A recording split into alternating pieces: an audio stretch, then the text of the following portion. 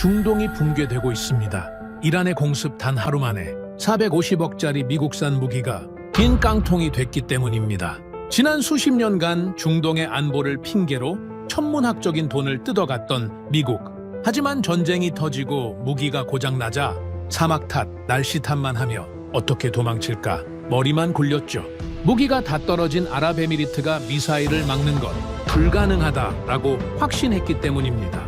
하지만 바로 그때 한국이 손을 내밀었습니다. 단 일주일 만에 천궁 Tu-70발을 아랍에미리트에 공급하는 데 성공한 겁니다. 믿을 수 없는 속도에 전 세계 전문가들은 경악했고 결국 아랍에미리트는 한국과 78조 규모의 초대형 계약을 발표했죠. 도대체 어떻게 해낸 겁니까, 대한민국? 오직 한국만 가능했던 이야기. 지금 시작합니다. 중동 최강의 군사력을 자부하던 아랍에미리트가 단 하룻밤 만에 무릎을 꿇을 뻔했습니다. 이란이 호르무즈 해협을 틀어막고 자폭 드론대와 탄도미사일을 동시에 쏟아부었거든요. 450억 원짜리 패트리엇 요격탄이 2천만 원짜리 깡통 드론에 전부 소진됐습니다. 한 발도 안 남았어요. 마하5의 진짜 미사일이 수도를 향해 내리꽂히는데 쏠 것이 없었죠. 알-미나드 공군 기지 지하 벙커의 천장이 무너져 내렸고 모니터에는 재고 제로라는 경고음만 울렸습니다. 저는 타리크 23년째 아랍에미리트 방공사령부를 지휘하는 사람입니다. 이 사막의 하늘은 제 목숨과 같았어요. 그런데 그 하늘이 뚫린 겁니다. 미국에서 보낸 고문이라는 작자가 추가 보급에 2년이 걸린다며 항복을 준비하라는 문서를 제 책상에 던졌습니다. 그 입으로 매년 수천억을 받아 처먹으면서요. 저는 부들부들 떨리는 손으로 수도권 붕괴 확정 문서에 서명했습니다. 군인이 조국의 하늘을 포기하는 서류에 도장을 찍는 심정을 아십니까? 피눈물이 쏟아졌어요. 그런데 바로 그때 기름때 묻은 작업복을 입은 대한민국 기술자들이 이 지옥에 발을 디뎠습니다. 단 7명이 일주일 만에 중동의 판도를 통째로 뒤집어 버릴 줄은 그 순간 저도 몰랐습니다. 3월 2일, 그날 새벽을 저는 절대로 잊지 못합니다. 시계가 새벽 2시 47분을 가리켰을 때 기지 전체를 짓누르는 저주파 진동이 바닥을 타고 올라왔어요. 처음에는 먼 천둥인 줄 알았습니다. 하지만 벙커 조명이 한번 깜빡이더니 천장 콘크리트 이음새에서 가루가 후두둑 쏟아졌어요. 지진이 아니었습니다. 이란이 호르무즈 해협 봉쇄와 동시에 전면 보복 공습을 개시한 겁니다. 자이드 포대장의 목소리가 무정의를 찢었어요.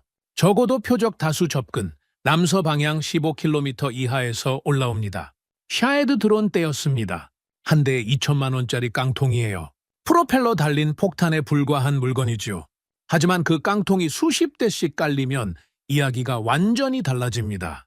레이더 화면이 붉은 점들로 뒤덮였어요. 마치 사막 위에 핏방울을 뿌려놓은 것 같았습니다. 자이드가 패트리엇 발사 버튼을 연타했습니다. 포대가 울부짖듯 요격탄을 토해냈어요. 한 발, 두 발, 세 발. 450억 원짜리 최신형 요격탄이 2천만 원짜리 드론을 향해 날아갔습니다. 돈으로 따지면 미친 짓이었죠. 하지만 미사일이 날아오는데 계산기를 두드릴 여유가 어디 있겠습니까? 문제는 그 다음이었어요. 드론대가 요격탄을 전부 빨아먹자 그 뒤를 타고 진짜가 왔습니다. 마하5 스커드 계열 단거리 탄도미사일이 20km에서 40km 고도 사이를 찢으며 내리꽂혔어요. 이란의 진짜 노림수였습니다. 싸구려 드론으로 비싼 요격탄을 전부 소모시킨 뒤 막을 수 없는 속도로 본체를 때리는 악랄한 혼합 타격이었죠. 자이드의 손가락이 발사 버튼 위에서 허공을 쳤습니다. 모니터에 찍힌 글자가 벙커 전체를 얼어붙게 만들었어요. 재고 제로, 발사 불가. 빨간 글씨가 화면 한가운데서 깜빡거렸습니다. 자이드가 헬멧을 벗어 바닥에 내던졌어요. 그 쇳덩이가 콘크리트 바닥에 부딪히는 소리가 벙커 안에서 메아리 쳤습니다. 아무도 입을 열지 못했어요. 바로 그때 먼지를 뒤집어 쓴 양복 차림의 사내가 벙커 안으로 느긋하게 걸어 들어왔습니다. 리처드 파월, 미국 방산 컨소시엄 수석 고문이라는 직함을 달고 있는 작자였어요. 폭격이 쏟아지는 와중에도 구두에는 흙 한 톨 묻지 않았습니다. 어떻게 그게 가능한 건지 지금도 이해가 안 됩니다. 리처드가 양복 소매의 먼지를 톡톡 털어내더니 입을 열었어요. 사령관님, 장비 결함이 아닙니다. 사막의 열저구에선 간섭 때문에 드론과 미사일 식별이 지연된 겁니다. 이건 환경적 변수예요. 환경적 변수. 활주로에서 병사들이 피를 흘리고 있는데 이 작자 입에서 나오는 소리가 환경적 변수였습니다. 주먹이 떨렸어요. 하지만 리처드는 아랑곳하지 않고 두꺼운 영문 매뉴얼을 방패처럼 들이밀었습니다. 미국 본토 생산 라인이 우크라이나와 대만 물량으로 밀려 있습니다. 추가 보급은 최소 2년이 걸려요. 2년.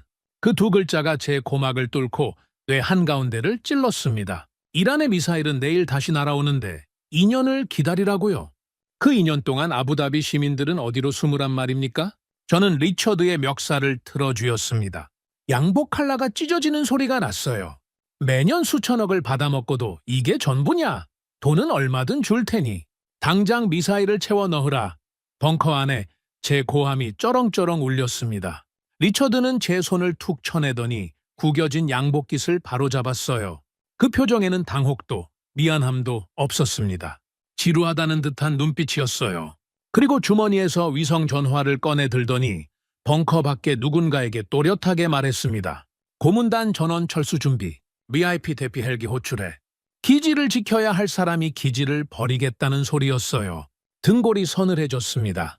분노가 아니라 공포였어요. 미국이 우리를 버리는구나? 그 사실이 내장을 비틀었습니다. 리처드가 마지막으로 서류 한 장을 제 책상 위에 툭 던졌습니다. 공식 방어 불가 판정 보고서. 미제 최고 장비로도 현 위협 환경 대응이 불가하며 일주일 내 수도권 방어선 붕괴가 불가피하다는 내용이었어요. 깔끔한 영어 활자가 빽빽하게 들어차 있었습니다. 그 한 장짜리 종이가 사형 선고서보다 무거웠어요. 벙커 밖에서 또 한 차례 굉음이 터졌습니다. 조명이 2번 깜빡이더니 비상등만 남았어요. 붉은 불빛 아래서 저는 제 손을 내려다봤습니다. 펜을 쥐어야 했어요. 수도권 방공망 붕괴 확정. 군인이 그런 문서에 서명한다는 건 조국의 하늘을 포기하겠다는 선언과 같습니다. 23년 동안 단 한 번도 상상해 본 적 없는 순간이었어요.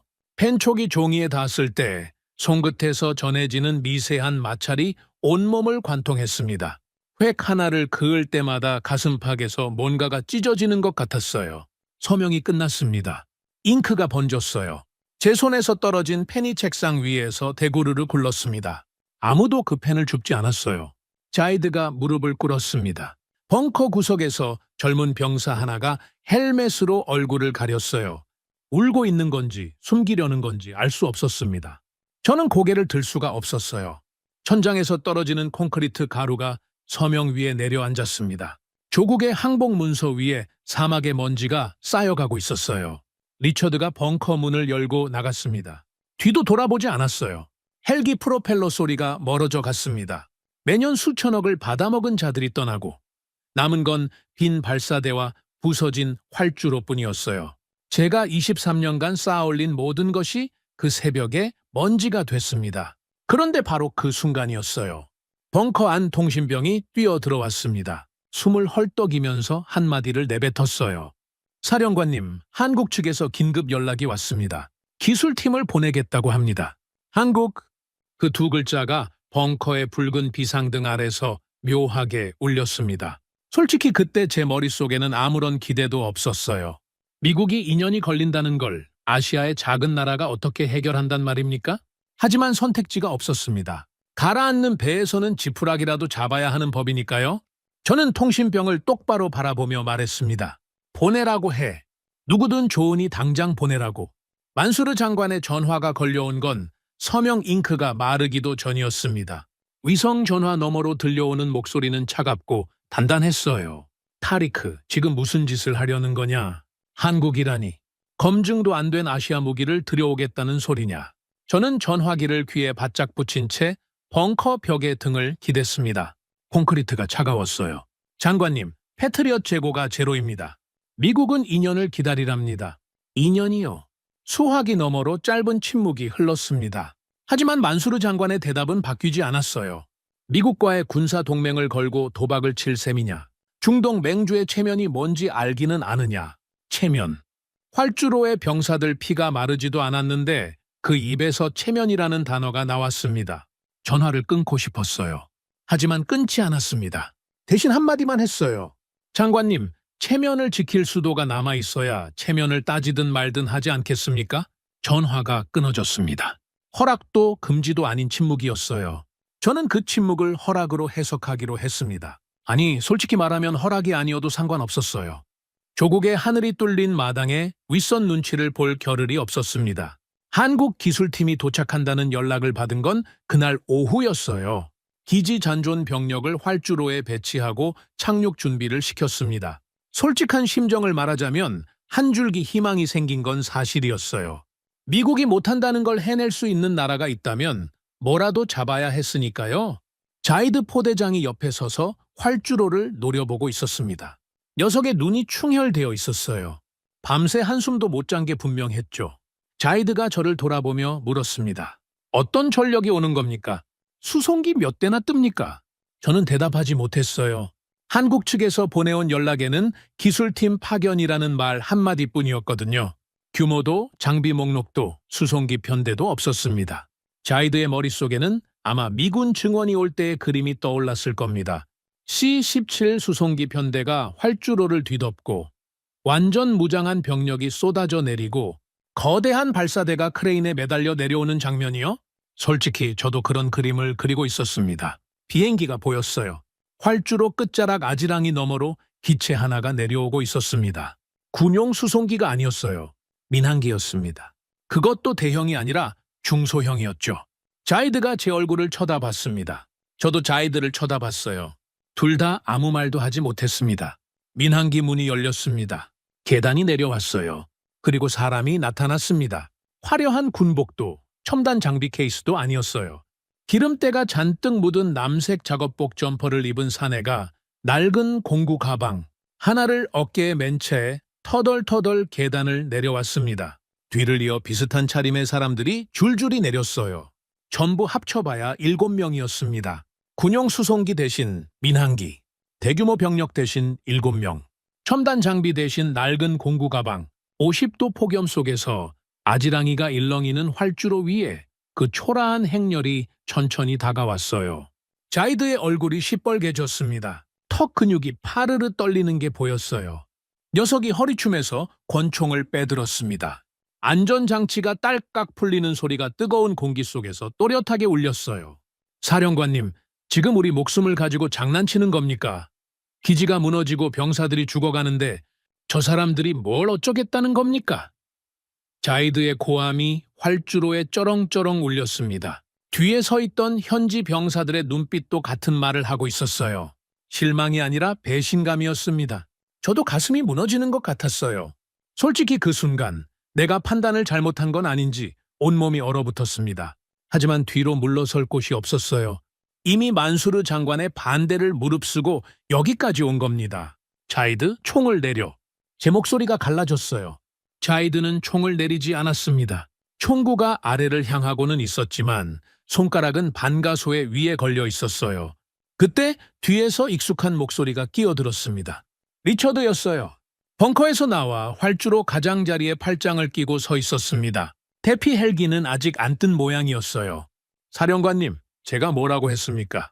우리 패트리엇도 15명의 엘리트 오퍼레이터가 돌려야 겨우 굴러가는 시스템입니다. 저 아시아제 고철을 누가 쏘겠습니까? 리처드가 턱을 치켜들고 활주로 위에 한국 기술팀을 가리켰어요. 작업복 입은 수리공 7명이 미사일 방어를 하겠다? 코미디도 이런 코미디가 없군요. 주먹이 불끈 쥐어졌습니다. 하지만 저보다 먼저 반응한 사람이 있었어요. 활주로를 건너온 작업복 차림의 사내가 리처드 바로 앞에 멈춰 섰습니다. 키가 리처드보다 반 뼘은 작았어요. 이마에 땀이 줄줄 흘렀고 작업복 가슴팍에는 기름 자국이 손바닥만 하게 번져 있었습니다. 사내가 공구 가방을 바닥에 툭 내려놓았어요. 박 팀장입니다. 에릭 넥스원 한화방산연합기술총괄. 사내의 한국어를 통역관이 옮겼습니다. 짧고 건조한 자기소개였어요. 리처드가 입꼬리를 올렸습니다. 조롱이 얼굴에 가득했어요. 그런데 박 팀장이라는 사내가 리처드의 반응에는 눈길 한 번 주지 않았습니다. 대신 제 책상 위에 놓여있던 리처드의 두꺼운 영문 매뉴얼을 집어들었어요. 500페이지는 좋게 넘어 보이는 두께였죠. 박 팀장이 그 매뉴얼을 아무렇지 않게 책상 밑으로 밀어 떨어뜨렸습니다. 둔탁한 소리가 났어요. 벙커 안이 조용해졌습니다. 우린 복잡한 거 딱 질색입니다. 통역관의 목소리가 떨렸어요. 아마 자기가 옮기는 말의 무게를 감당하기 어려웠을 겁니다. 현지 병사 3명이면 됩니다. 15명 필요 없어요. 리처드의 웃음이 멈췄습니다. 자이드가 권총을 든 채로 박 팀장을 뚫어지게 쳐다봤어요. 벙커 안의 모든 시선이 그 기름때 묻은 작업복에 꽂혔습니다. 박 팀장이 제게 고개를 까딱 숙이더니 돌아서서 벙커 밖으로 나갔어요. 에어컨이 돌아가는 통제실을 거들떠보지도 않았습니다. 곧장 바깥으로 향했어요. 50도 폭염이 끓어오르는 야외 발사대 진지 쪽이었습니다. 저는 뒤를 따랐어요. 자이드도 권총을 허리춤에 꽂고 따라왔습니다. 발사대 진지의 바닥은 폭격으로 갈라져 있었어요. 모래가 뒤섞인 콘크리트 파편이 널브러져 있었습니다. 그 밑으로 박 팀장이 기어 들어갔어요. 배를 바닥에 대고 엎드린 채 발사대 하부 배선판을 손전등으로 비추기 시작했습니다. 50도의 지열이 바닥에서 올라오고 있었어요. 통역관이 따라 엎드리며 중얼거렸습니다. 팀장님, 여기 사람이 버틸 온도가 아닙니다. 박 팀장은 대답 대신 작업복 주머니에서 낡은 수첩을 꺼내 무언가를 끄적이기 시작했어요. 모래바람이 수첩 위로 날렸지만 손을 멈추지 않았습니다. 자이드가 제 옆에서 그 광경을 지켜보고 있었어요. 녀석의 표정이 묘하게 변하고 있었습니다. 분노도 아니고 경멸도 아닌 뭔가 알 수 없는 감정이 스치는 것 같았어요. 미국 고문은 구두에 흙 한 톨 안 묻히려고 했습니다. 그런데 저 한국 사내는 폭격 맞은 발사대 밑바닥에 배를 깔고 엎드려 있었어요.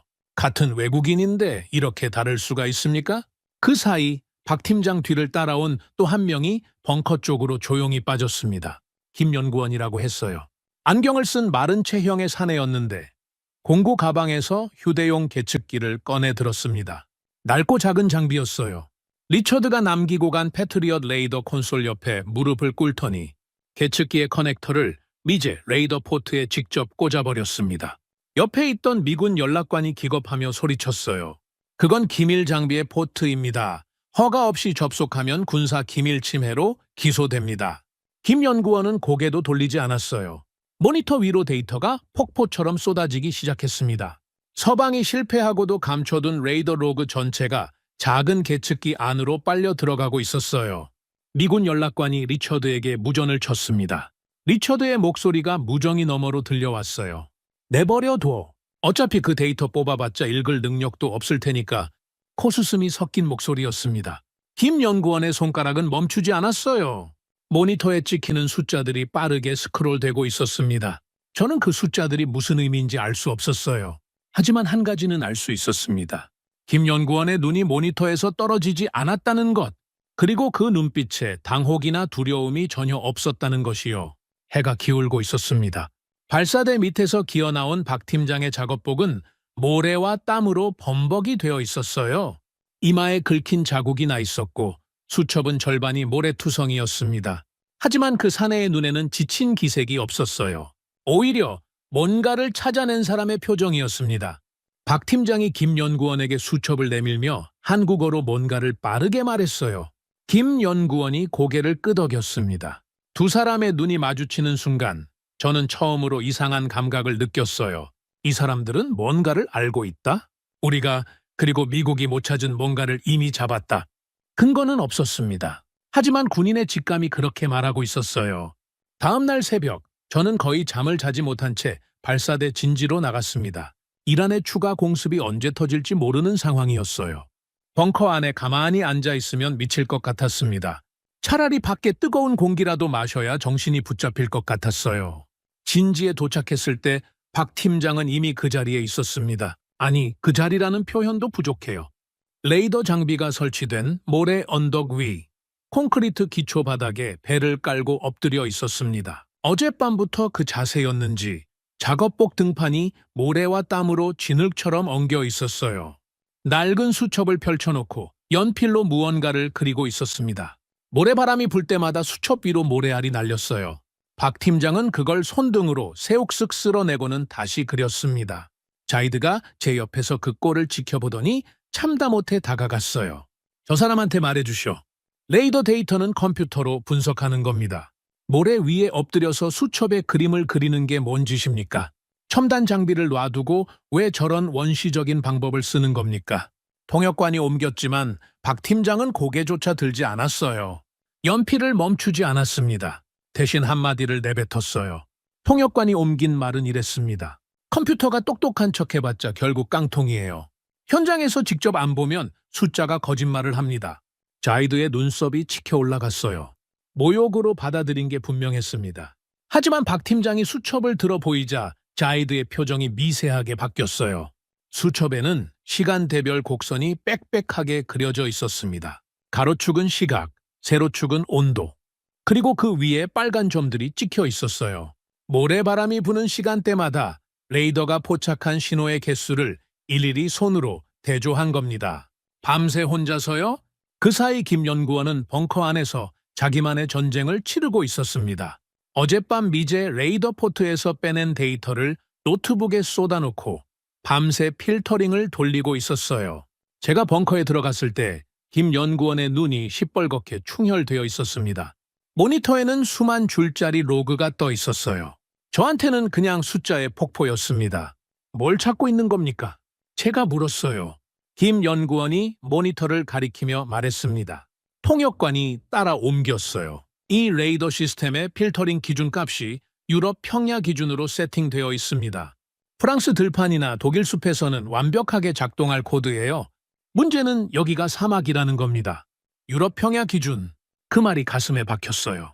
미국이 팔아먹은 최신 무기가 애초에 이 사막 환경에 맞춰져 있지 않았다는 소리였습니다. 수천억을 받고 팔아놓고 세팅조차 현지에 맞추지 않았다는 겁니까? 속이 뒤집혔어요.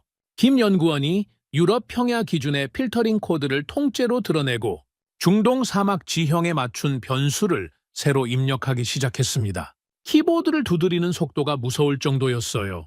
화면에 기존 코드가 지워지고 새로운 숫자들이 채워지는 걸 저는 멍하니 바라봤습니다. 군인인 저한테는 읽을 수 없는 언어였지만 김 연구원의 표정에서 확신이 점점 짙어지는 건 알 수 있었어요. 오후가 되자 박 팀장이 모래투성이 수첩을 들고 벙커로 들어왔습니다. 김 연구원과 나란히 모니터 앞에 섰어요.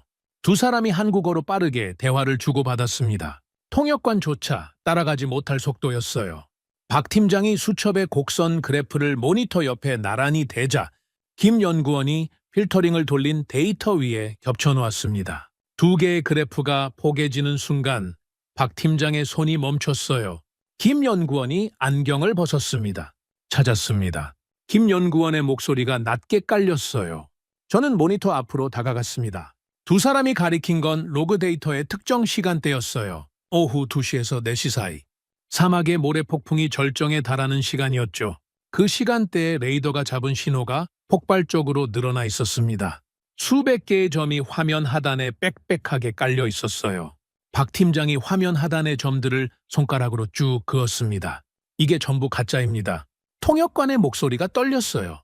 15km 이하 저고도에 깔리는 이 신호들은 적 드론이 아니라 사막의 모래 폭풍이 만들어내는 열 반사예요. 뜨거운 모래 입자가 공기 중에 떠오르면서 드론과 똑같은 열 시그니처를 만들어내는 겁니다. 패트리엇이 그걸 전부 진짜 위협으로 처리했어요. 비싼 요격탄이 모래를 향해 날아간 겁니다. 심장이 멎는 것 같았어요. 450억 원짜리 요격탄이 모래를 쏘고 있었다는 소리입니까? 그러니까 이란의 깡통 드론에 요격탄을 다 털린 게 아니라 애초에 레이더가 모래와 드론을 구분하지 못해서 진짜 드론이 오기도 전에 요격탄을 허공에 날려버렸다는 겁니다. 다리에 힘이 풀렸어요. 박 팀장이 이번에는 화면 상단을 가리켰습니다. 20km에서 40km 사이. 하층 고도 영역에 점 서너 개가 찍혀 있었어요. 하단의 수백 개에 비하면 거의 보이지도 않는 작은 점들이었습니다. 이놈들이 진짜입니다. 마하5로 내리꽂히는 스커드 계열 탄도미사일이에요. 밑에 깔린 열 반사가 연막 노릇을 하는 바람에 진짜 미사일이 이 속에 숨어서 들어옵니다. 레이더가 밑에 정신을 팔고 있는 사이에 위에서 때리는 거예요. 궤적 분기점. 박 팀장이 수첩에 동그라미를 쳐둔 부분이었습니다. 15km 아래는 가짜, 20km 위는 진짜. 이 단순한 경계선 하나를 패트리엇의 수백억짜리 컴퓨터가 잡아내지 못한 겁니다. 모래 위에 엎드려 수첩에 그린 그래프가 찾아낸 걸 미국의 최신 레이더가 못 찾았어요. 박 팀장이 자이드를 향해 손짓했습니다. 자이드가 어리둥절한 표정으로 모니터 앞에 섰어요. 박 팀장이 화면의 특정 픽셀을 정확히 짚었습니다. 포대장님, 여길 보십시오. 이 밑에 깔린 건 전부 사막 지열입니다. 모래가 내뿜는 열기예요. 하지만 이 위에 찍히는 놈은 다릅니다. 속도가 다르고 각도가 다릅니다. 이놈이 당신과 당신 병사들의 목숨을 노리는 진짜 미사일입니다. 통역관이 옮기는 동안 자이드의 눈이 화면에 고정되었어요. 박 팀장이 가리킨 점과 나머지 점들의 차이를 눈으로 확인하는 순간 자이드의 입술이 가늘게 떨렸습니다. 벙커 입구에서 팔짱을 끼고 지켜보던 리처드가 코웃음을 쳤어요. 수첩에 그린 그래프하고 해킹으로 빼낸 데이터를 겹쳐놓으면 그게 분석이 되는 건가? 먼지 오류를 패턴으로 착각하는 원시적인 짓거리군. 그 이론이 맞다면 왜 우리 기술진은 2년 동안 못 찾았겠나? 리처드의 입꼬리가 올라갔어요. 여유로운 조롱이었습니다. 박 팀장이 리처드를 돌아보지 않았어요. 대신 수첩을 접어 작업복 주머니에 넣고 김 연구원에게 짧게 말했습니다. 김 연구원이 고개를 끄덕이더니 노트북 키보드 위에 손가락을 올렸어요. 두 사람의 움직임에 군더더기가 없었습니다. 할 말은 이미 끝났다는 표정이었어요. 증명은 말이 아니라 결과로 하겠다는 눈빛이었습니다. 저는 그때 알았어요. 이 사람들은 리처드가 던지는 조롱에 반응할 생각 자체가 없었습니다. 에너지를 거기에 쓸 여유가 없었던 거예요. 모래폭풍 열 반사를 걸러내는 코드를 완성하는데 남은 시간이 얼마 없었으니까요. 이란의 다음 공습은 기다려주지 않습니다. 자이드가 모니터에서 눈을 떼지 못한 채 제 옆으로 왔어요. 녀석의 표정이 아까와 완전히 달라져 있었습니다. 사령관님, 자이드의 목소리가 낮았어요. 저 사람들이 보여준 그 경계선, 저는 23년 동안 한 번도 본 적이 없습니다. 저도 마찬가지였어요. 하지만 그 경계선이 진짜인지 아닌지를 증명할 기회는 이란이 다음 미사일을 쏘는 순간에야 올 수 있었습니다. 벙커 밖에서 바람소리가 거세졌어요. 모래 폭풍이 다시 밀려오고 있었습니다. 김 연구원이 키보드 앞에 앉은 건 그날 저녁이었습니다. 벙커 구석에 놓인 접이식 테이블 위에 노트북 2대가 나란히 펼쳐져 있었어요. 한 대에는 미제 레이더에서 빼낸 실패 로그가 떠 있었고 다른 한 대에는 천궁2의 레이더 알고리즘 소스 코드가 열려 있었습니다.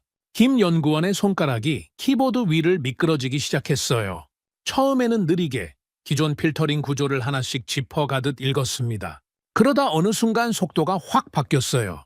기존 코드의 특정 블록을 통째로 지워버리고 새로운 변수를 쏟아넣기 시작했습니다. 사막 열 반사 필터, 오후 2시에서 4시 사이 15km 이하, 저고도에서 발생하는 모래 폭풍의 열 시그니처를 자동으로 걸러내는 코드였어요. 박 팀장이 수첩에 그린 곡선과 김 연구원이 뽑아낸 데이터가 숫자로 바뀌어 알고리즘 속에 박혔습니다. 저는 옆에 서서 그 과정을 지켜봤어요. 이해할 수 있는 부분은 거의 없었습니다. 하지만 한 가지는 명확했어요. 서방의 레이더가 사막의 모든 노이즈를 위협으로 처리해서 느려진 거라면 이 사람들은 그 노이즈를 잘라내서 진짜만 남기겠다는 거였습니다. 무거운 것을 더 무겁게 만드는 게 아니라 쓸데없는 것을 벗겨내서 가볍게 만드는 방식이었어요. 코드 작업이 끝나자 박 팀장이 움직였습니다. 벙커 밖으로 나가더니 기지 외곽의 모래 언덕을 가리켰어요. 아무것도 없는 허허벌판이었습니다. 여기에 세우겠습니다. 통역관이 옮긴 말에 자이드가 눈을 동그랗게 떴어요. 뭘 세운다는 겁니까? 여긴 기지 방어선 밖입니다. 박 팀장이 고개를 저었어요. 미제 통제소를 경유하면 시간이 죽습니다. 우리 장비만 단독으로 세워야 합니다. 한국산 X밴드 레이더 하나, 청웅 포대 하나, 이것만 있으면 됩니다. 미제 통제소를 통째로 건너뛰겠다는 선언이었어요. 패트리엇 시스템의 지휘체계 아래 들어가는 게 아니라 아예 별도의 독립포대를 세우겠다는 겁니다. 자이드가 저를 쳐다봤어요. 제가 허락해야 움직일 수 있다는 눈빛이었습니다. 저는 고개를 끄덕였어요. 이미 서명한 문서에 수도권 붕괴 확정이라고 적혀있는 마당에 더 잃을 것이 뭐가 있겠습니까? 한국 기술팀이 일사불란하게 움직였습니다. 7명이 수송해온 장비는 규모가 작았어요. 패트리엇 포대가 대형 트레일러 여러 대를 끌고 다니는 것에 비하면 허술해 보일 정도였습니다. 하지만 속도가 달랐어요. 모래 언덕 위에 엑스밴드 레이더 안테나가 올라가고 교전 통제 차량이 옆에 자리를 잡고 발사대가 연결되기까지 걸린 시간이 믿기지 않았습니다. 패트리엇 포대를 세울 때는 미군 매뉴얼대로 반나절이 걸렸던 작업이었어요. 설치가 끝나자 박 팀장이 자이드를 불렀습니다. 자이드 옆에 현지 병사 2명이 서 있었어요. 박 팀장이 교전 통제 차량의 문을 열었습니다. 좁은 내부에 모니터 세대와 조작 패널이 나란히 배치되어 있었어요. 패트리엇의 통제소와 비교하면 놀라울 만큼 단순한 구조였습니다. 박 팀장이 자이드와 병사 2명을 차량 안으로 밀어 넣었어요. 앉으십시오. 통역관이 옮겼습니다. 자이드가 불안한 표정으로 좁은 좌석에 앉았어요. 박 팀장이 조작 패널 위에 버튼 4개를 차례로 가리켰습니다. 전원, 모드 선택, 표적 확인, 발사. 딱 4단계였어요. 이겁니다. 이게 전부예요. 통역관의 목소리가 어이없다는 듯 올라갔습니다. 자이드가 박 팀장을 뚫어지게 쳐다봤어요. 패트리엇은 15명이 붙어서 수십 가지 절차를 밟습니다. 그걸 버튼 4개로 대체한다는 겁니까? 박 팀장이 피식 웃었어요. 복잡하면 느립니다. 느리면 죽어요. 전쟁터에서 매뉴얼 펴고 앉아있으면 미사일이 기다려줍니까? 자이드의 입이 다물어졌습니다. 5분이었어요. 박 팀장이 자이드와 병사 2명에게 전체 조작법을 가르치는 데 걸린 시간이 정확히 5분이었습니다. 전원 켜고, 모두 잡고, 레이더가 물어온 표적을 확인하고, 발사 버튼을 누르는 것. 패트리엇 오퍼레이터 훈련이 수개월이 걸리는 것과는 차원이 달랐어요. 자이드의 손이 떨리고 있었지만 박 팀장은 아랑곳하지 않았습니다. 떨려도 됩니다. 버튼은 떨리는 손으로도 눌러지니까. 바로 그때 기지 정문 쪽에서 군용 차량 엔진 소리가 울렸습니다. 헌병대였어요. 무장한 병사 12명이 차에서 뛰어내려 시범 구역을 향해 달려왔습니다. 선두에 선 장교가 서류를 내밀었어요. 만수르 국방장관의 명령입니다. 이 구역의 모든 비인가 장비를 즉각 철거하고 전원을 차단하십시오. 미합 중국과의 군사동맹 조항에 위배되는 행위를 즉각 중단하라는 명령입니다. 배에서 뜨거운 것이 치밀었어요. 리처드였습니다. 그 작자가 만수르 장관에게 밀고 전화를 한 게 분명했어요. 미군의 심기를 건드렸다. 동맹에 금이 간다. 그런 식의 말을 속삭였겠죠. 헌병대 장교가 발사대 쪽으로 한 발짝 내딛었습니다. 그 순간 제가 그 앞을 가로막았어요. 제 몸이 먼저 움직인 겁니다. 머리가 명령한 게 아니었어요. 물러서라. 제 목소리가 갈라졌습니다. 헌병대 장교가 멈칫했어요. 사령관님, 장관님의 직접 명령입니다.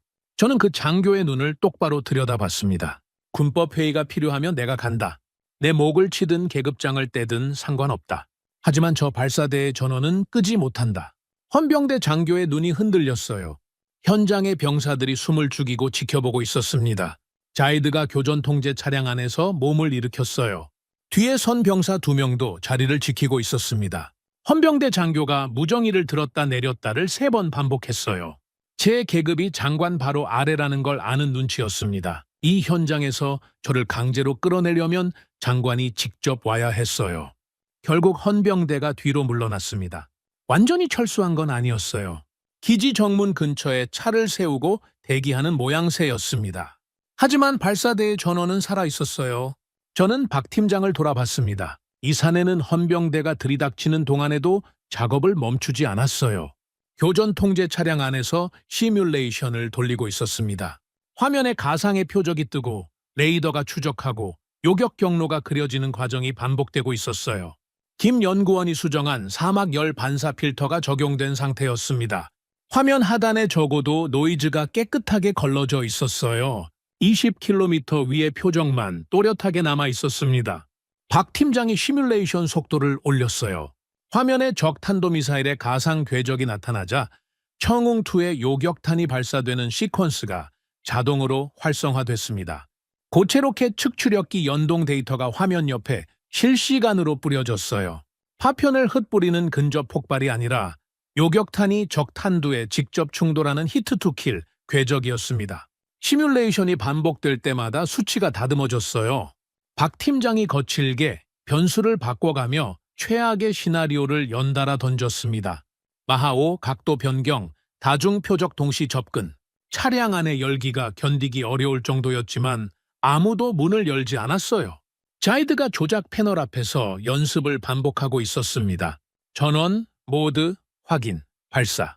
버튼을 누르는 손이 아까보다 빨라져 있었어요. 병사 2명도 각자 맡은 모니터에서 눈을 떼지 않았습니다. 3명이 호흡을 맞추기 시작했어요. 시뮬레이션 표적이 화면에 뜨는 순간부터 발사. 버튼이 눌리기까지 걸린 시간을 박 팀장이 스톱워치로 재고 있었습니다. 처음에는 12초가 넘었어요. 세 번째에 8초로 줄었습니다. 다섯 번째에 5.2초. 박 팀장의 입꼬리가 처음으로 올라갔어요. 됐습니다. 짧은 한마디였습니다. 5.2초. 서방 시스템 반응 시간의 절반이었어요. 15명이 매달려야 겨우 돌아가던 시스템을 3명이 그 절반의 시간으로 해내고 있었습니다. 자이드가 땀에 젖은 얼굴로 저를 돌아봤어요. 그 눈빛에 아까의 분노는 없었습니다. 대신 뭔가 처음 만지는 것에 대한 경외 같은 감정이 묻어 있었어요. 녀석이 조용히 말했습니다. 사령관님, 이건 제가 알던 무기가 아닙니다. 밤이 깊어졌어요. 사막의 기온이 급격히 떨어지면서 공기가 칼날처럼 바뀌었습니다. 교전 통제 차량 안에서 대기하고 있는데 레이더 화면에 변화가 생겼어요. 김 연구원이 먼저 알아챘습니다. 안경 너머로 모니터를 응시하던 김 연구원의 손가락이 화면을 짚었어요. 동남쪽, 이란 방향이었습니다. 20km 상공의 붉은 점 3개가 나타났어요. 적어도 노이즈는 필터에 걸려 깨끗했습니다. 20km 위에 찍힌 그 점들은 모래가 아니었어요. 속도 표시가 옆에 떴습니다. 마하5, 진짜였습니다. 벙커가 아니라 교전 통제 차량 아니었어요. 좁은 공간에 자이드와 병사 2명, 박 팀장, 김 연구원, 그리고 저까지 숨소리가 뒤엉켰습니다. 자이드의 손이 발사 버튼 위에 올라가 있었어요. 시뮬레이션이 아니었습니다. 붉은 점 3개가 화면 위에서 기지를 향해 쇄도하고 있었어요. 박 팀장이 자이드의 어깨를 한번 쳤습니다. 고개를 끄덕였어요. 말은 필요 없었습니다. 자이드의 손가락이 발사 버튼을 내리쳤습니다. 차량 전체가 진동했어요. 밖에서 굉음이 터졌습니다. 콜드런칭. 청웅 요격탄이 발사관에서 압축가스의 힘으로 수직 사출된 겁니다. 지면에서 튀어오른 미사일이 공중에서 잠깐 멈추는 것처럼 보였어요. 그리고 점화. 고체 로켓 엔진이 불을 뿜는 순간 교전 통제 차량의 작은 창문 너머로 거대한 화염 기둥이 밤하늘을 찢었습니다. 굉음이 고막을 짓눌렀어요. 사막의 모래가 폭풍처럼 솟구쳤습니다. 첫 번째 요격탄이 올라간 직후 자이드의 손이 다시 움직였어요. 두 번째, 세 번째. 발사 강력이 숨 쉴 틈도 없었습니다. 3발의 요격탄이 차례로 밤하늘에 불꽃을 그리며 솟구쳐 올랐어요. 차량 안은 엔진 진동과 발사 충격파로 흔들렸습니다. 모니터 위에 커피잔이 바닥으로 굴러떨어졌어요. 아무도 죽지 않았습니다. 김 연구원의 눈이 레이더 화면에 못 박혀 있었어요. 사막 열 반사 필터가 작동하고 있었습니다. 화면 하단 15km 이하 영역은 깨끗했어요. 평소 같으면 수백 개의 붉은 점이 뒤덮여 있었을 구간이 텅 비어 있었습니다. 필터가 가짜 신호를 전부 걸러내고 있었어요. 대신 20km 위 적 탄도미사일 3개의 궤적만 선명하게 남아 있었습니다. 마하5로 내리꽂히는 3개의 점, 그리고 그 점들을 향해 아래에서 치고 올라가는 우리 요격탄 3개의 점. 2줄기의 궤적이 화면 위에서 빠르게 좁혀지고 있었어요. 박 팀장이 모니터 옆에 보조 화면을 가리켰습니다. 측추력기 연동 데이터가 실시간으로 뿌려지고 있었어요. 고체 로켓 측추력기, 영어 약자로 DACS. 요격탄의 몸통 옆에 달린 작은 로켓들이 분사 방향을 순간적으로 바꿔가며 궤적을 수정하는 장치입니다. 파편을 뿌려서 대충 맞추는 게 아니에요. 적 탄두에 직접 들이받는 겁니다. 히트 투 킬. 총알로 날아오는 총알을 맞추는 것과 같은 원리였어요. 화면 위에서 첫 번째, 요격탄의 궤적이 날카롭게 꺾였습니다. 측추력기가 터지면서 경로를 수정한 거예요. 마하5의 속도에서 궤적을 꺾는다는 건 인간의 감각으로는 상상할 수 없는 영역이었습니다. 눈 깜짝할 사이에 숫자가 바뀌었어요. 고도 21km, 20.5, 20.3. 요격탄과 적 미사일 사이의 거리가 줄어들고 있었습니다. 차량 안에서 숨소리가 멎었어요. 충돌. 화면 위에서 첫 번째, 적 미사일의 점이 거대한 섬광으로 바뀌었습니다. 동시에 차량 밖 하늘에서 빛이 터졌어요. 창문 너머로 고도 20km 상공에 주황색 불꽃이 번졌습니다. 파편이 아니었어요. 직접 충돌이었습니다. 요격탄이 적 탄두의 몸통에 정면으로 들이받은 겁니다. 탄두가 공중에서 산산조각 났어요. 모니터의 붉은 점 하나가 사라졌습니다. 완전 소멸. 김 연구원이 숫자를 읽었어요. 목소리가 떨리지 않았습니다. 첫 번째 표적 소멸. 고도 20.3km. 직격. 저는 주먹을 쥐었어요. 손톱이 손바닥에 박혔습니다. 하지만 아직 두 발이 남아 있었어요. 두 번째 충돌은 3초 뒤에 왔습니다. 화면 위에서 두 번째 궤적이 교차하는 순간 또 한 번의 섬광이 터졌어요. 이번에는 고도가 더 낮았습니다. 19.8km. 적 미사일이 고도를 낮춰서 돌파하려 했지만 청웅의 측추력기가 그 궤적 변화를 따라잡은 거예요. 모니터에서 두 번째 점이 사라졌습니다. 세 번째, 마지막 한 발이었어요. 이 미사일은 앞에 두 발과 달랐습니다. 속도가 미세하게 빨라져 있었어요. 마하 5.1을 넘기고 있었습니다. 각도도 달랐어요. 앞에 두 발이 기지 활주로를 노렸다면 이 한 발은 궤적이 서쪽으로 틀어져 있었습니다. 아부다비 시내 방향이었어요. 민간 구역을 노린 겁니다. 자이드가 화면을 보고 이를 악물었어요. 녀석의 가족이 아부다비 시내에 살고 있었습니다. 요격탄이 추적에 들어갔어요. 하지만 궤적 교차점까지의 거리가 앞에 두 발보다 멀었습니다. 측추력기의 연료 소모량이 보조 화면에 깜빡였어요. 박 팀장의 미간에 처음으로 주름이 잡혔습니다. 김 연구원이 키보드를 두드렸어요. 레이더의 추적 주파수를 미세하게 조정하는 것 같았습니다. 화면 위에서 요격탄의 궤적이 다시 한번 날카롭게 꺾였어요. 측추력기가 마지막 분사를 뿜었습니다. 충돌, 고도 20.1km. 세 번째 섬광이 밤하늘을 갈랐어요. 모니터에서 마지막 붉은 점이 사라졌습니다. 완전 소멸. 김 연구원이 숫자를 읽었어요. 세 번째 표적 소멸. 전 표적 요격 완료. 그리고 잠깐 멈추더니 보조 화면의 로그를 확인하고 한마디를 덧붙였습니다. 실전 요격 성공률 96%. 차량 안이 터질 것 같았어요. 자이드가 좌석에서 벌떡 일어났습니다. 좁은 천장에 머리를 부딪혔지만 아랑곳하지 않았어요. 녀석이 옆에 앉은 병사의 어깨를 두 손으로 붙잡고 흔들었습니다. 병사의 눈에서 눈물이 흘렀어요. 자이드의 눈도 젖어 있었습니다. 녀석이 제 쪽을 돌아보며 외쳤어요. 사령관님, 셋 다 잡았습니다. 하늘이 깨끗합니다. 밖으로 나왔습니다.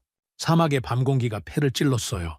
하늘에는 세 번의 요격이 남긴 주황빛 잔상이 천천히 퍼지고 있었습니다. 마치 꽃이 피는 것 같았어요. 아니, 그보다 더 아름다웠습니다. 그건 우리 하늘이 살아남았다는 증거였으니까요. 벙커에서 병사들이 쏟아져 나왔습니다. 누군가 소리를 질렀어요. 누군가 무릎을 꿇었습니다. 서로 부둥켜 안고 이마를 맞댔어요. 아랍어 기도 소리가 사막 위로 번졌습니다. 알라후 아크바르. 그 소리가 바람을 타고 기지 전체에 퍼졌어요. 저는 두 다리에 힘이 풀려서 발사대 옆 모래바닥에 주저앉았습니다. 하늘을 올려다봤어요. 별이 보였습니다. 폭격 연기 사이로 별이 보인 건 3월 2일 이후 처음이었어요. 박 팀장이 차량에서 나왔습니다. 작업복이 땀으로 흠뻑 젖어 있었어요. 아무 말 없이 발사대 옆에 서서 하늘을 올려다봤습니다. 김 연구원이 그 옆에 나란히 섰어요. 안경에 먼지가 잔뜩 끼어 있었지만 닦지 않았습니다. 두 사람 다 말이 없었어요.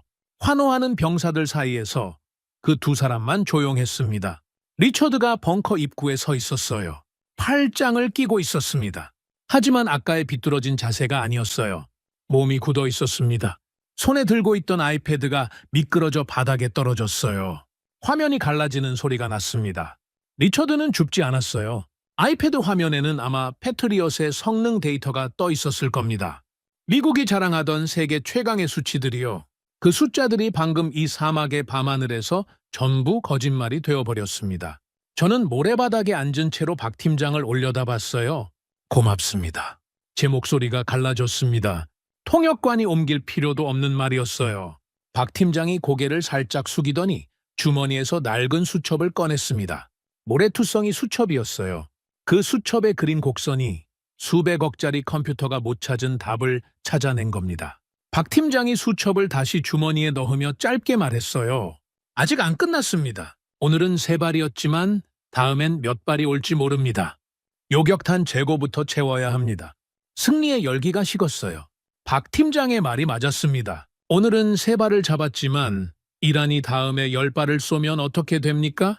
20발을 쏘면요? 요격탄이 떨어지는 순간 오늘 밤의 기적은 한 번의 요행으로 끝나버립니다. 리처드가 바닥에 아이패드를 집어들었어요. 화면이 금이 가 있었지만 전원은 들어와 있었습니다. 리처드의 눈이 날카롭게 빛났어요.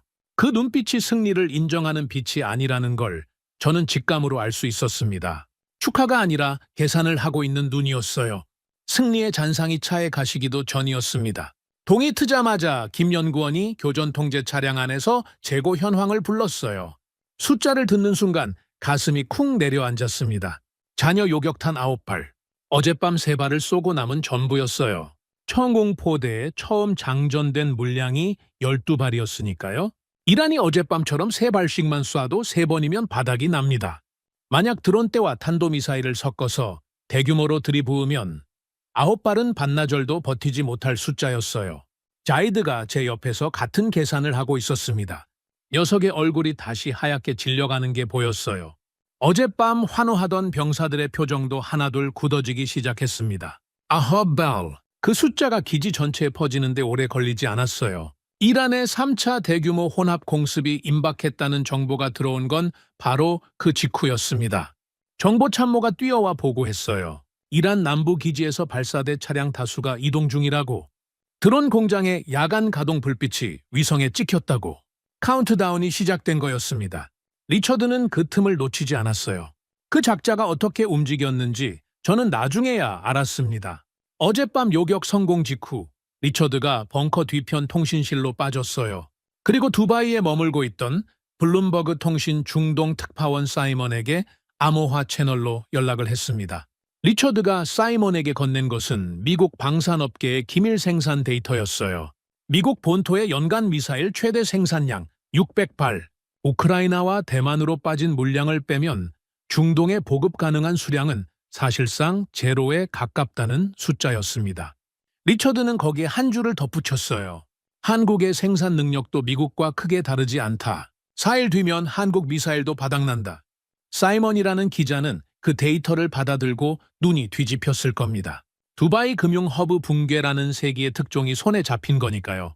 기사가 나온 건 그날 오후였습니다. 블룸버그 긴급 타전. 제목이 기지 벙커 안에서 누군가의 태블릿 화면으로 퍼졌어요. 아랍에미리트 검증 안 된 아시아 무기에 속아 4일 내 미사일 고갈로 100기 투항 예정. 첫 요격 성공은 우연한 요행. 영어 제목 아래 아랍어 번역이 동시에 떴습니다. 글로벌 통신사의 속보가 전 세계로 송출되는데 30분이면 충분했어요. 기사 본문은 더 악랄했습니다. 미국의 연간 생산 한계 600발이라는 수치를 근거로 한국 역시 단기간에 대량 생산이 불가능하다는 논리를 펼쳤어요. 명중률 96%라는 실전 데이터에 대해서는 표본이 3발에 불과하며 통계적 신뢰도가 없다고 잘라 말했습니다. 그리고 결론을 내렸어요. 아랍에미리트는 서방의 검증된 시스템을 버리고 아시아의 미검증 무기에 구군을 건 것이며 4일 뒤 재고가 고갈되는 순간 수도 방어선이 무너질 것이라고. 효과는 즉각적이었습니다. 두바이 금융시장에서 외국계 보험사들이 철수를 시작했어요. 로이드 중동지사가 가장 먼저 짐을 쌌습니다. 그 뒤를 따라 스위스 재보험, 독일계 대형 보험사들이 줄줄이 빠져나갔어요. 보험사가 떠나면 금융거래의 보증이 사라집니다. 보증이 사라지면 무역이 멈춰요. 두바이 항구에 정박해 있던 컨테이너선 3척이 출항을 거부했다는 보고가 올라왔습니다. 군사위기가 경제위기로 번지고 있었어요. 만수르 장관의 전화가 폭발했습니다. 이번에는 차갑지 않았어요. 뜨거웠습니다. 수화기 너머로 고함이 쏟아졌어요. 타리크, 네가 뭘 한 거냐? 블룸버그가 전 세계에 우리가 아시아 무기에 속았다고 쳤다. 보험사들이 도망치고 있어. 당장 한국팀을 내쫓고 계약을 파기해. 내일 아침까지 원상복구하지 않으면 내 계급장은 내가 직접 뜯는다. 전화가 끊어졌어요. 저는 수화기를 내려놓고 벙커 벽을 주먹으로 쳤습니다. 콘크리트 가루가 떨어졌어요. 손등 피부가 찢어졌지만 아프지 않았습니다. 분노가 통증을 삼켜버렸어요. 어젯밤 3발을 완벽하게 잡아냈습니다. 96%의 명중률로요. 하늘이 깨끗해진 걸 제 눈으로 봤어요. 병사들이 울며 환호한 게 불과 몇 시간 전입니다. 그런데 종이 한 장이, 기자놈의 기사 한 줄이 그 모든 걸 뒤집어 버렸습니다. 우연한 요행. 그 네 글자가 눈앞에서 빙빙 돌았어요. 우연이라고요. 모래 위에 엎드려 수첩에 곡선을 그린 게 우연이었습니까? 밤새 코드를 다시 짜서 필터를 뜯어 고친 게 요행이었습니까? 저는 박 팀장을 찾아갔습니다. 교전 통제 차량 안에 있었어요. 차량 문을 열자마자 제 손이 먼저 움직였습니다. 박 팀장의 작업복 칼날을 틀어주었어요. 밀어붙이듯 벽에 등을 대게 했습니다. 통역관이 기겁했지만 저는 멈추지 않았어요. 미국이 1년에 600발을 만든다. 그런데 너희 한국은 뭘 할 수 있냐? 9발이면 끝이야. 4일 뒤면 우리도 똑같이 바닥이 난다. 블룸버그가 맞는 거 아니냐? 가슴 속에서 쌓인 것들이 한꺼번에 터져 나왔어요. 분노였는지 공포였는지 저도 몰랐습니다. 내가 믿은 게 틀린 거냐 또 속은 거냐 그 질문이 목구멍을 긁어댔어요. 박 팀장은 멱살을 잡힌 채로 움직이지 않았습니다. 저항하지도 화를 내지도 않았어요. 작업복 칼라가 찢어지는 소리가 났는데도 표정이 변하지 않았습니다. 그리고 피식 웃었어요. 그 웃음이 저를 멈추게 했습니다. 절박한 상황에서 나올 수 있는 표정이 아니었거든요. 당황도 두려움도 변명도 없는 얼굴이었어요. 뭔가를 이미 알고 있는 사람의 웃음이었습니다. 박 팀장이 작업복 안주머니에서 위성 전화를 꺼냈어요. 제가 멱살을 잡고 있는 상태에서요. 아무렇지 않게 번호를 눌렀습니다. 위성 전화의 안테나가 펼쳐지는 소리가 좁은 차량 안에서 또렷하게 울렸어요. 신호음이 2번 갔습니다. 상대방이 받았어요. 박 팀장이 한국어로 말하기 시작했습니다. 통역관이 숨을 헐떡이며 옮겼어요. 사장님, 저 박입니다. 지금 상황 아시죠? 블룸버그가 터졌습니다. 4일 뒤면 바닥이라고 전 세계에 쳤어요. 짧은 침묵이 흘렀습니다. 수화기 너머에서 뭔가 말하는 소리가 새어나왔어요. 박 팀장이 그 말을 끊었습니다. 사장님, 지금 다른 라인 돌리고 있는 거 전부 스톱시키십시오. 위약금 수백억 물어도 됩니다. 청웅 라인 하나만 24시간 교대 풀가동으로 돌리십시오. 차량 안에 공기가 멎었어요. 위약금 수백억이라는 말에 통역관의 목소리가 갈라졌습니다. 박 팀장이 말을 이었어요. 3월 8일까지 70발입니다. 70발을 찍어서 여기 알 미나드 활주로에 떨궈야 합니다. 닷새 남았어요. 가능하냐 못하냐를 묻는 게 아닙니다. 해야 합니다. 수화기 너머에서 다시 뭔가 말하는 소리가 들렸어요. 박 팀장의 목소리가 한 단계 올라갔습니다. 사장님, 여기 사람들이 죽어가고 있어요. 이 사막에서 우리 미사일이 하늘을 지켰습니다. 3발로 3발을 잡았어요. 그런데 재고가 9발입니다. 다음 공습이 오면 끝이에요. 우리가 여기서 밀리면 대한민국 방사는 영영 이 동네에 발을 못 디딥니다. 평생 미국 뒷공문이나 쫓아다녀야 해요. 마지막 문장에서 박 팀장의 성대가 떨렸어요. 처음 보는 감정이었습니다. 이 사내가 여기 온 이후 한 번도 보여주지 않았던 절박함이었어요. 위성 전화 너머로 긴 침묵이 흘렀습니다. 그리고 짧은 대답이 돌아왔어요. 통역관이 옮기지 않아도 알 수 있었습니다. 박 팀장의 표정이 바뀌었거든요. 입꼬리가 올라간 게 아니에요. 턱이 당겨지고 눈이 가늘어졌어요.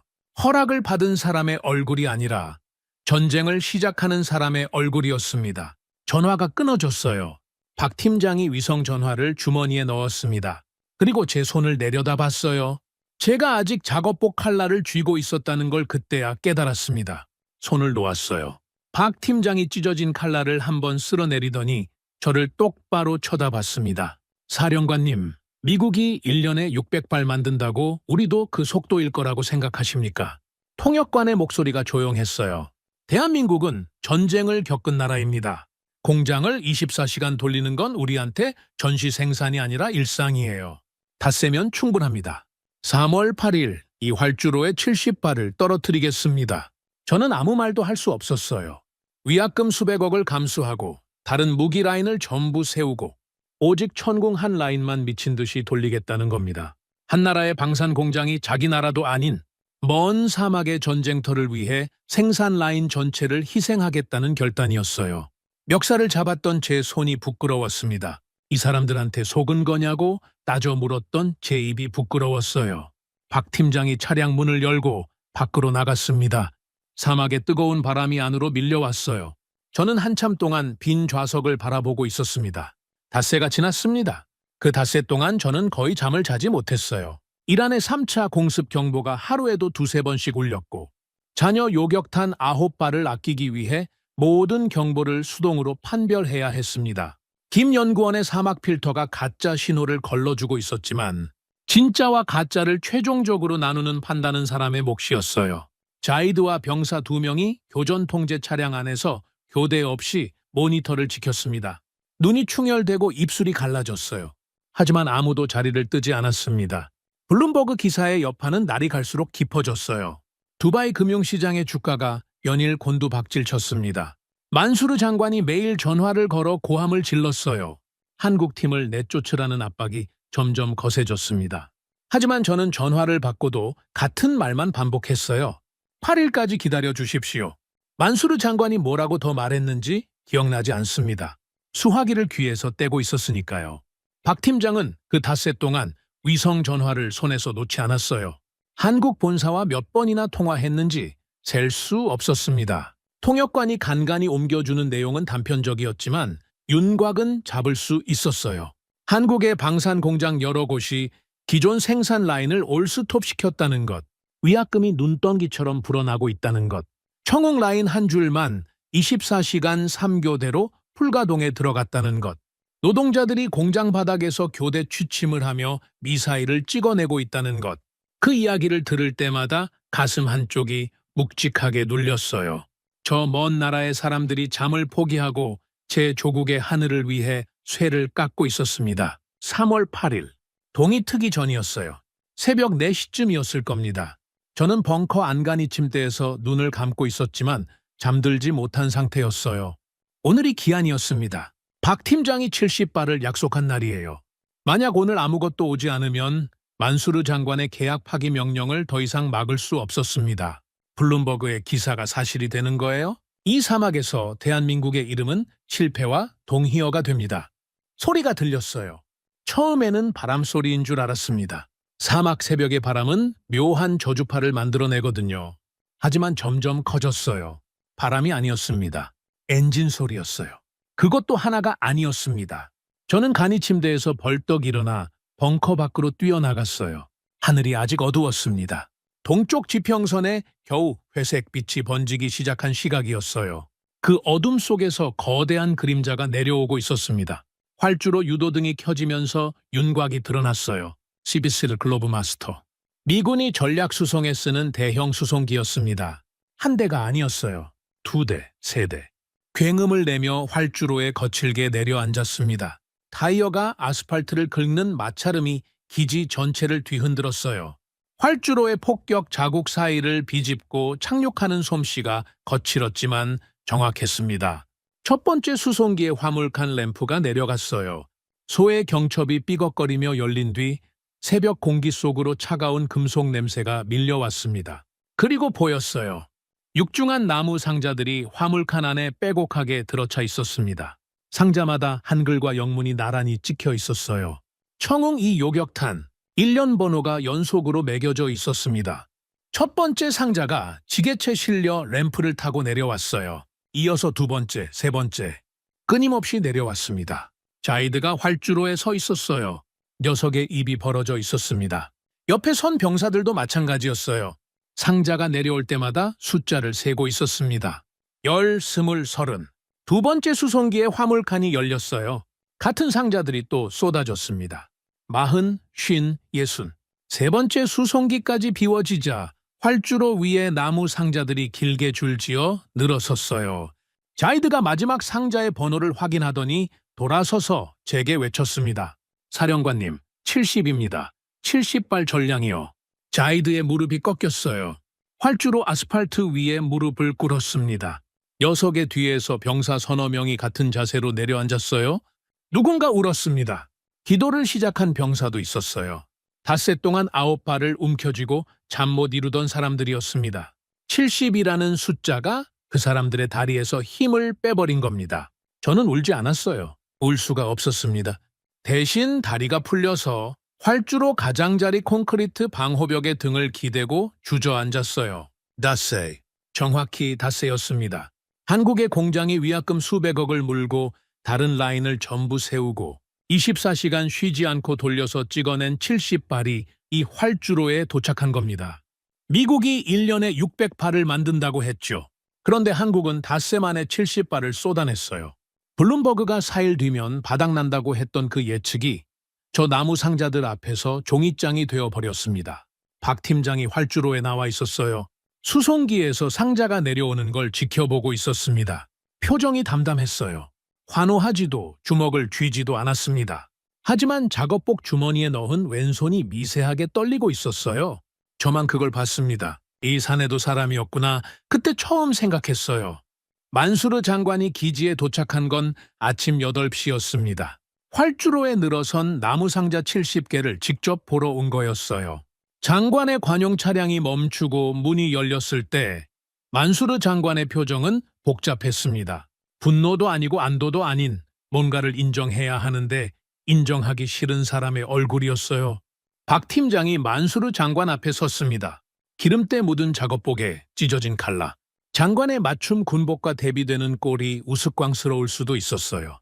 하지만 아무도 웃지 않았습니다. 박 팀장이 서류 한 장을 내밀었어요.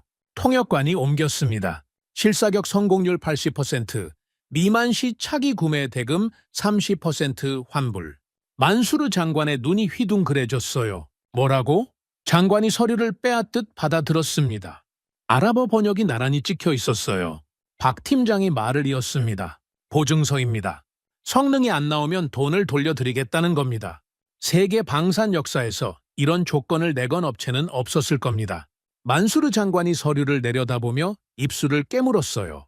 그리고 김 연구원이 움직였습니다. 기지가 아니라 두바이 시내 쪽이었어요. 김 연구원이 기술팀 2명을 데리고 두바이 시내 한복판 상업지구의 건물 한 층을 빌렸습니다. 간판이 올라갔어요. 7/24시간 글로벌 정비센터. 한글과 아랍어, 영어가 나란히 적힌 간판이었어요. 고장 접수 4시간 내 현장 출동이라는 문구가 그 아래 박혀 있었습니다. 만수르 장관에게 그 소식이 보고됐을 때 장관의 얼굴이 바뀌었어요. 4시간.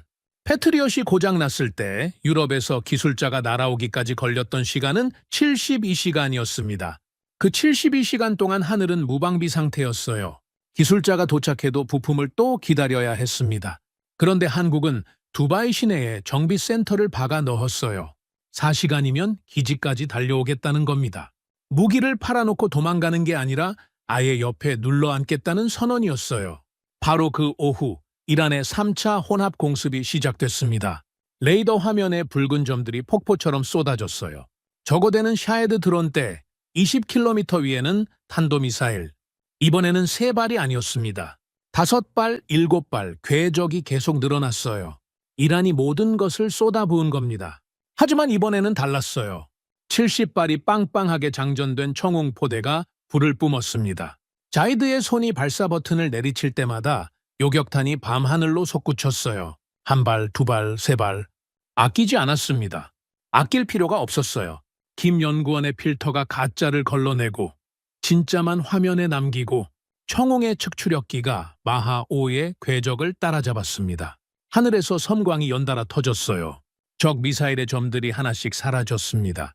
차량 안에서 김 연구원이 로그를 기록하고 있었어요. 모든 요격의 시각, 고도, 속도, 충돌 좌표가 숫자로 남았습니다. 단 한 줄도 빠뜨리지 않았어요.